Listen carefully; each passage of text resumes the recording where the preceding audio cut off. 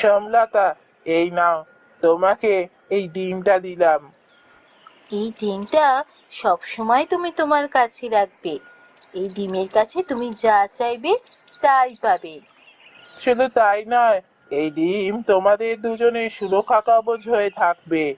তোমরা তো দুজনে থাকো, তোমাদের যে কোনো সময় বিপদ আসতে পারে। কোনো বিপদ তোমাদের কাছে আসতে পারবে না যদি এই ডিম তোমাদের কাছে থাকে।